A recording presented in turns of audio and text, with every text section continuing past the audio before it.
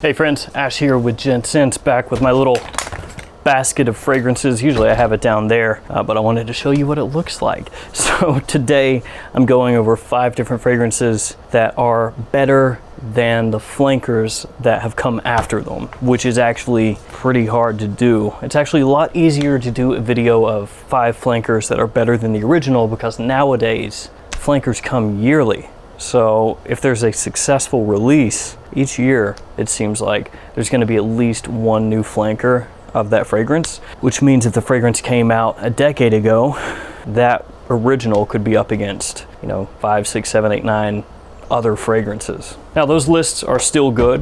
Flankers better than the original. I like to watch those too, and I'll make another one in the future. I've made one in the past, but this one was harder to come up with for exactly the reason I just said. And each one of these is a little bit different. Some of them are just straight up better than the flankers that came after them just because the original was the best scent. Others I feel like are better fragrances because of how monumental they were. So with that in mind, let's jump into this.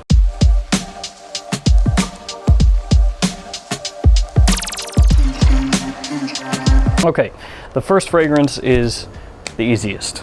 This one was the first one I thought of, the first fragrance I grabbed, and also it's really not up against many flankers. It's up against one, so easy. This one was easy mode for sure. Great Ventus, which is up against a Ventus Cologne. Now, technically there's also a Ventus for her, so you could include that as a flanker if you wanted to, but for me, I'm just putting this one up against a Ventus Cologne. You could also, if you wanted to be weird, include every single clone of a Ventus as a flanker, almost. But then you'd have like 70 fragrances that this one's up against. We all know Creed Ventus. We all know the notes in Creed Ventus, some of the main notes being pineapple and bergamot, birch, vanilla, musk, and we know how it smells for the most part too, right? Ventus batches, sometimes smokier, sometimes fruitier, so sometimes more pineapple, sometimes more birch, sometimes balanced. This one's hyper versatile, good during the day, good during the night, great at the office, business meetings, dates, casually with friends, whatever. Ventus can do it. The Ventus Cologne takes this DNA, freshens it up, makes it maybe a little bit easier to pull off in summertime, for example. I've smelled a Ventus Cologne a number of times at stores. I've run through a couple of samples of it. I have not yet purchased it. I will at some point, probably within the next year. I'll pick it up, but it's not really fragrance that I smelled and said, I've got to have this. This is such an improvement on the Ventus DNA that I must own this. That didn't happen. I smelled it and I was like, yeah, it's nice. It's definitely pleasant, easy to wear. But does it do enough different from the original to warrant me immediately going out and dropping the money on it? No, not for me personally. Now, if you love a Ventus Cologne, wear it out. I mean, it does smell really nice. I'm not taking that away from it, but I feel like a Ventus is just better. It is the original. It's the king, as a lot of people would say. A Ventus Cologne is not the king anyway. So for me, a Ventus, the original, better than the flanker. Next up, let's go with this one. Now, the fragrance I'm about to show you, I do feel for the most part is better than all the flankers that have come past it in terms of scent. But what really solidifies this one as being better than the flankers is the importance of this fragrance in general. This is one of the biggest fragrances of all time. The flankers that have come after this are mostly just summertime throwaways, so they're not really comparable at all. It's Cool Water by Davidoff. And if you're one of the lucky guys out there with a vintage bottle with the cursive Davidoff, one of the OGs with a little more punch, a little more oomph, a little more depth, consider yourselves lucky. And I actually think sometime here in the near future, I'm gonna pick up one of those bottles for myself. That being said, the current bottles, they're still fine and really affordable. It's got lavender, mint, green notes, even tobacco, sea notes in here as well. This one gets compared all the time to Creed's Green Irish Tweed, and there's a definite similarity between the two. Now for me, I'm going to take the Creed 10 times out of 10, but like I said when I introduced this fragrance, there is no real way to overstate how big this scent has been since it was released. Cool Water is like Aqua de Jo. It's like 1 million. It's like Dracar Noir.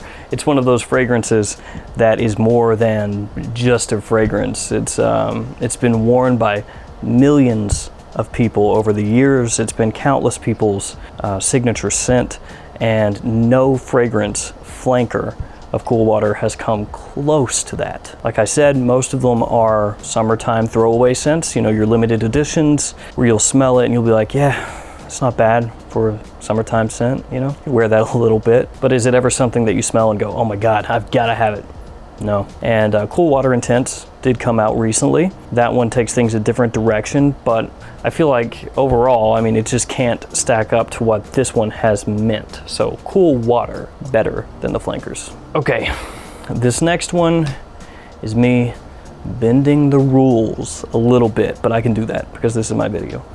So some people are going to consider this fragrance a flanker itself. When I show it to you, you're going to understand what I'm talking about. But so many flankers have come out based off this fragrance that I actually consider this more of its own release, its own separate release that has led to multiple flankers instead of this being a flanker of the scent that came before it. So let me just show it to you, it'll be easier. Lanois de Lome by Yves Saint Laurent. So here's what I meant. Lanois de Lome could be considered a flanker of Lome.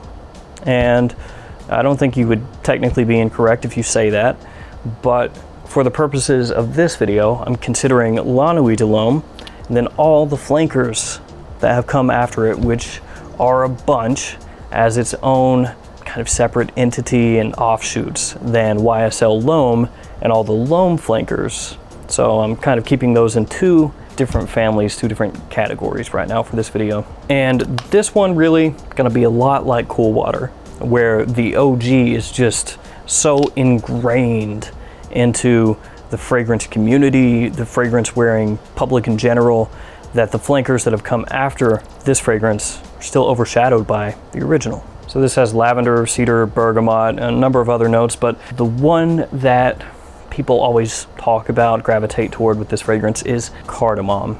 And it is a nice smelling cardamom. Spicy, warm, inviting, sweet. That's really what makes this fragrance pop. Now, I will say that nowadays, and this kind of goes for Cool Water as well, that some people are going to find this fragrance played out because so many people have worn it for so long. And if you are of that mindset, I get it. And you also may think that some of the flankers that have come after this actually smell better than the original. For example, Lanois de Lome Frozen Cologne, which unfortunately is discontinued. A lot of people liked that and the way that cardamom came across there, that kind of icy freshness that it had while still being sexy and sweet. A lot of people like that more than this. But in terms of importance, nothing comes close to this one. This is one of the quintessential date night fragrances, compliment pulling fragrances, nighttime fragrances, Lanois de Lome. And for those reasons, I feel like this one better than the flankers that came after it. Personally, I think a lot, not all, but a lot of the Lanois de Lome flankers are pretty good. They're not bad fragrances, but they're just so overshadowed by this one that they really never seem to catch on quite like this one did. Up next, a fragrance with 3 flankers going against it, and I feel like the original here is the best. And with this fragrance, it's not because it has this history behind it where millions of people have worn it and it's been hyped for so long and it's sold so many bottles.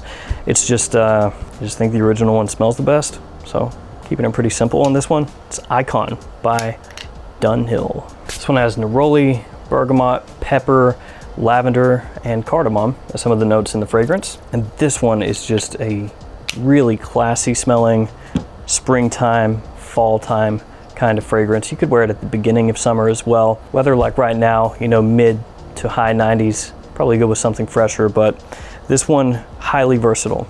Great office fragrance, casual, business situations. You can get a lot of use out of this one. The bottle is crazy heavy on this one. And I feel like quality-wise, it just stands head and shoulders above the flankers that have come after it. This one is maybe a little bit, just a little bit more on the mature side. I think that, for example, somebody in his 30s would wear this fragrance more often than somebody in their 20s would. Now, the 3 flankers of this one are Icon Elite, Icon Absolute, and Icon Racing.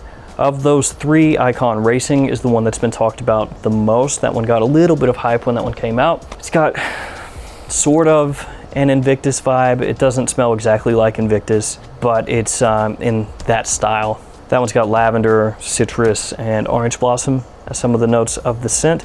That one, Icon Racing, is going to be better suited for younger guys than Icon is. So if you're younger, if you're a teen, you're in your 20s, chances are Icon Racing is going to work better for you than Icon is. But again, I feel like personally that Icon is the better scent overall. Icon Absolute has oud, leather, and spice, so that one's going to be more of a wintertime fragrance. But that one just really didn't work all that well for me. Some people compare it to Ralph Lauren's Supreme Oud, so it's kind of in that style, that designer oud type scent, but not done in a super sweet way. Icon Elite has woods, spice, a bit of citrus. It's going to be more of a fall, wintertime fragrance. And yeah, that one I think just kind of ends up being a little bit forgettable for me personally. It's not a bad fragrance per se, it just never really sticks with me when I wear it. So there we go, Icon, better than the flankers. Now this last fragrance is a scent that has been on cheapy lists or beginners designer fragrance lists since the beginning of time, it feels like, or at least beginning of time on YouTube anyway. This one you can find very often in TJ Maxx or Ross's across America. Even if you can't find it there, you can find it online really cheap in the US. Voyage by Nautica. It has apple, green apple, also green notes, lotus, and musk as some of the notes in the fragrance. It always gets talked about as a great beginner's summertime fragrance with decent performance, good versatility, and a potential compliment factor. Doesn't hurt that it's really, really, really inexpensive. Some people will actually say it has kind of a cucumber freshness with the green notes in here. There are lots of flankers of Nautical Voyage. In 83, Nautical Voyage Sport, Nautical Voyage Heritage, those come to mind immediately, and there are also a number of discontinued Nautical Voyage flankers that have come out over the years as well. And that actually kind of speaks to how Nautical Voyage flankers seem to go. They come out, and people that are fans of Nautica will pick it up, and then a few years later discontinue because they don't really have the staying power of the original Nautical Voyage. This is a fragrance that lots and lots and lots of men have in their wardrobes for high heat days in summer. And yeah, it smells cheap. Yeah, it's got a synthetic edge to it, but when I smell it, I'm reminded of just spraying it on and going and hanging out with friends when it was really hot outside. It brings back positive memories, and I think it does that for a lot of people. Nautical Voyage is the one in the line, the original, that has the staying power. It's the one that's going to be around, that people are going to keep wearing year after year after year after year. It's going to still make those cheapy lists. It's going to still make the occasional summer list. It's going to make the beginner's guide videos and things like that. None of the flankers will. So Nautical Voyage, better than the flankers. There we go, guys. 5 fragrances where the original, in my opinion, is better than the flankers, and the reason why. As I mentioned in some previous videos, I've been getting a bunch of emails from you guys with questions and video requests and stuff like that. I'm trying to work through those, but I've got a bit of a backlog. Feel free to keep sending them on. I appreciate all your support. I love hearing from you guys. Email address in the description of the video. All right, guys, it's gonna do it for me. Thanks for hanging out with me today. Thanks for all your support. Stay safe out there, guys. And I'll see you tomorrow with another fragrance video. See you guys.